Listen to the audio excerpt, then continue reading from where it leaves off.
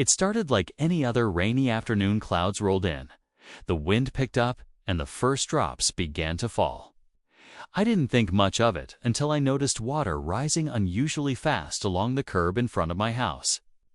That's when I stepped outside and saw it: my street drain. The one I personally installed to help keep the entire block from flooding was completely blocked. At first, I thought it was debris or leaves, but as I got closer, I froze. Someone had filled the entire drain with concrete, thick, solid, completely packed. And the worst part? I knew exactly who did it, you see. There's a woman on our block who's become infamous for her wild sense of control. Her name's Karen. Whether it's complaining about lawn heights, barking at kids, riding scooters, or giving lectures about mailbox designs, she always finds a way to stir up neighborhood drama. But this time, she went too far. She thought the drain in front of my house was ugly and unnecessary, without realizing that it wasn't just for my property. It was carefully designed to catch water from the entire street and divert it safely away. And now, thanks to her actions, every home on our side of the block was about to pay the price, as the rain poured harder and the water crept closer to driveways. Panic started spreading. Neighbors gathered, phones were pulled out, and questions started flying. But Karen, she stood on her porch like nothing happened, sipping tea with that same smug expression she always wears. What she didn't expect was that her little act of sabotage was about to turn into a full-blown neighborhood emergency, one that would leave her exposed in front of everyone. And what happened next? Let's just say no one saw it coming. It was supposed to be just another hot summer day. The kids were laughing, splashing in the pool, and enjoying their break from school. Our neighbors had been kind enough to let us use their backyard pool while they were out of town. Something they'd offered plenty of times before, but this time something felt off from the very beginning. As soon as my kids stepped into the water, that familiar screech of "excuse me" cut through the air like nails on a chalkboard. Yep, it was Karen. She marched out from her side yard, arms crossed and sunglasses barely hiding that furious glare. She didn't live in the house with the pool, but apparently that didn't matter. She stood at the fence line yelling that her family deserved that pool more than ours. According to her, my kids didn't belong there because, get this, they weren't from the right side of the block. I tried to calmly explain that we had permission from the actual owners, but Karen wasn't having it. Just when I thought it couldn't get more ridiculous, her husband showed up. Not in casual clothes, in full police uniform. He wasn't on duty. At least I don't think he was, but he stood there, hand on his belt, asking my kids for their names and who gave them permission to be there. My heart dropped. My kids were frozen, unsure what was happening or if they'd done something wrong. And Karen, she just stood behind him with the most smug look, like she had finally won. I tried to stay calm, but my thoughts were racing. Why was he even here? Why was a police officer being used like this over a pool? And worse, on children who were just trying to cool off. What happened next? I never expected. The officer, Karen's husband, looked at me with a stiff face, like he was trying to decide if this was worth escalating. I stood between him and my kids, trying not to show how nervous I was. I kept repeating, "We have permission." The homeowners told us we could use the pool while they're away, but he didn't even ask for proof. Instead, he turned to Karen, who nodded like she had just handed down some official ruling. It was like they had planned this out in advance. Now, here's the thing. We've lived in this neighborhood for years. My kids go to school with hers. We've always been polite, always kept to ourselves. But Karen, she's always been a problem. She's the kind of neighbor who keeps a clipboard during Halloween, counts who comes to her door, and complains if your trash bin is out 5 minutes early. And ever since the family across the street offered us their pool to use over the summer, Karen's been acting like it's a personal attack. She's made little comments, before about how some people don't understand boundaries or how privileges shouldn't be taken for granted.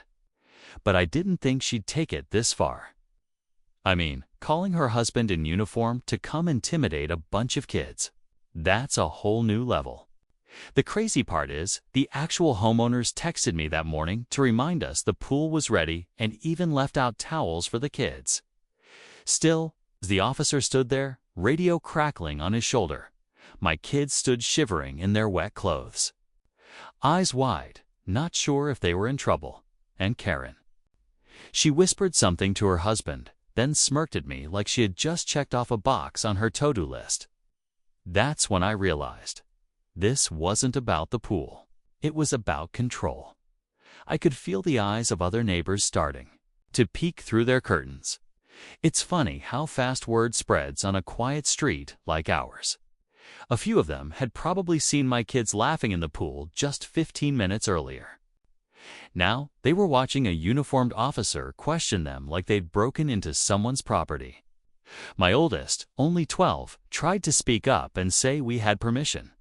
But his voice cracked and he just looked at me for help. I kept calm. On the outside, but inside, I was boiling. Karen's husband didn't threaten us directly, but his tone said everything. Just making sure everything's in order, he said. But why was his hand still resting near his holster? Why was he staring my kids down like they were suspects in some crime? This was supposed to be a peaceful swim, not a confrontation. Meanwhile, Karen stood with arms folded, whispering things under her breath loud enough for me to catch bits like some people have no respect and entitled behavior. But here's where things got even stranger. One of the other neighbors, Mrs. Henderson, an older lady who had always kept her distance, suddenly came out onto her porch and called over. That family was invited, you know?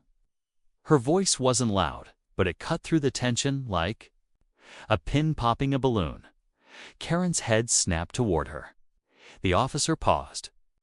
I looked over at Mrs. Henderson and nodded a silent thank you. Karen didn't like that, not one bit. Her smile vanished and her eyes narrowed. It was as if someone had ruined her moment of authority. She quickly turned and muttered something.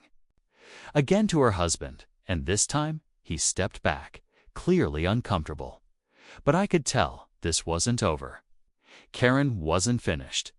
This wasn't just about today. It was deeper, about old grudges, power, and whatever imagined wrongs she had kept bottled up.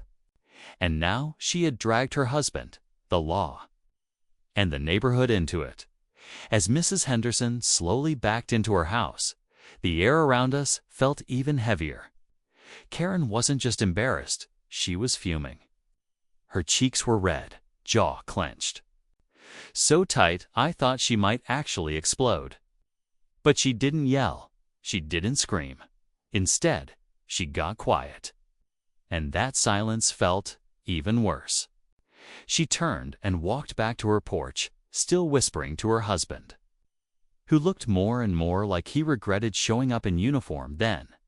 Just as I was about to tell the kids to grab their towels and head home, Karen pulled out her phone and began recording. "Just so everyone sees what's really going on here," she said, loud enough for the neighbors to hear. She angled the camera toward my kids, who were now sitting by the pool, wrapped in towels, clearly shaken. I stepped in front of her view and calmly asked her to stop filming the children, but she wouldn't back down. "People need to know the kind of people being allowed around here," she said, twisting every word like she was building some story in her head. I could feel the pressure building behind my eyes. This wasn't about swimming. This was about her trying to paint us as something we're not and dragging my kids through it to do so. Her husband stood nearby, silent, clearly realizing how bad this looked, but not doing anything to stop it. That's when I heard the click of a gate opening. The sound came from the far end of the yard, the side entrance. I turned, confused, and to my surprise, saw Mr. and Mrs. Collins, the actual homeowners, walking into their backyard with grocery bags in hand. They weren't supposed to be back.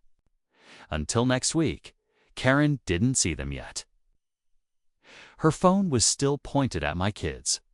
My heart started racing. If anything was going to shift the power in this whole mess, it was going to happen right now.